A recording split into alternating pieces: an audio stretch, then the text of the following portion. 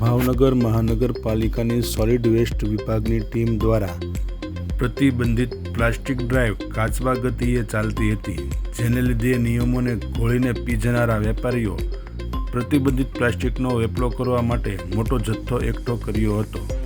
જો કે અચાનક જ સોલિડ વેસ્ટ વિભાગના નાયબ કાર્યપાલક ઇજનેર મનીષ પટેલની ટીમને બાતમી મળી હતી કે શહેરના મામાકના ખાણિયા વિસ્તારમાં એક પેઢીના ગોડાઉનમાં પ્રતિબંધિત પ્લાસ્ટિકનો મસમોટો જથ્થો પડ્યો છે, જેને લઈને મનીષ પટેલ, અધિક મદદનીશ ઇજનેર અંકિતા કાચા, CSI ગૌતમ બારૈયા, SI પારુલબેન અને અન્ય સ્ટાફ દ્વારા આત્મારામ એન્ડ સન્સ નામની પેઢીમાં તપાસ હાથ ધરી હતી, જેમાં 3 ટન જેટલો પ્રતિબંધિત પ્લાસ્ટિકનો જથ્થો ઝડપી પાડવામાં આવ્યો હતો, તેમજ 5 લાખની પેનલ્ટી વસૂલ કરવામાં આવી હતી.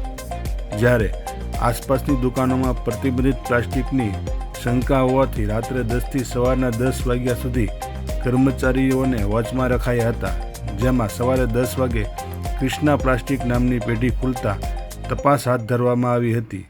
ત્યાંથી પણ 4.5 ટન પ્રતિબંધિત પ્લાસ્ટિકનો જથ્થો ઝડપી લઈને 5 લાખની પેનલ્ટી વસૂલ કરવામાં આવી હતી. આમ સોલિડ વેસ્ટ વિભાગ દ્વારા 2 અલગ અલગ પેઢીઓમાં ચેકિંગ હાથ ધરીને 7.5 ટન પ્રતિબંધિત પ્લાસ્ટિક ઝડપી લઈને ₹10 લાખનો દંડ ફટકારતા બજારમાં પ્રતિબંધિત પ્લાસ્ટિકના વેચાણ કરવામાં ફફડાટ જોવા મળ્યો હતો.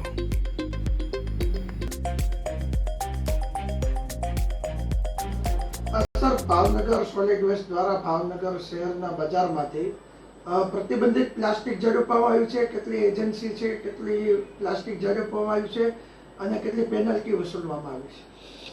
ભાવનગર મહાનગરપાલિકા દ્વારા પ્રતિબંધિત પ્લાસ્ટિકને દૂર કરવા માટે, તેનો ઉપયોગ બંધ કરવા માટે માનનીય કમિશનર સાહેબ શ્રીની સૂચના અનુસાર ગઈકાલે અને આજરોજ શહેરના જે મામાના ખાંડણીયા વિસ્તારમાં સઘન ચેકિંગ હાથ ધરવામાં આવેલું હતું. જે દરમિયાન ગઈકાલે એક દુકાન કે પેઢીમાંથી મોટા પ્રમાણમાં પ્લાસ્ટિક પ્રતિબંધિત હોય તેવું ધ્યાનમાં આવેલું હતું, જે આશરે 3 ટન જેવું હતું, અને ગઈકાલે તેની જપ્ત કરવાની અને તેની સામે તેની પેનલ્ટી વસૂલ કરવાની કાર્યવાહી કરવામાં આવેલી હતી.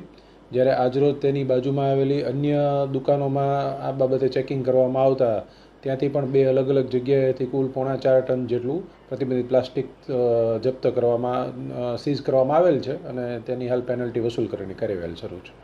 સર, બંને એજન્ટ જે પાર્ટી છે તેનું નામ શું છે, કેટલી પેનલ્ટી વસૂલ કરવામાં આવશે?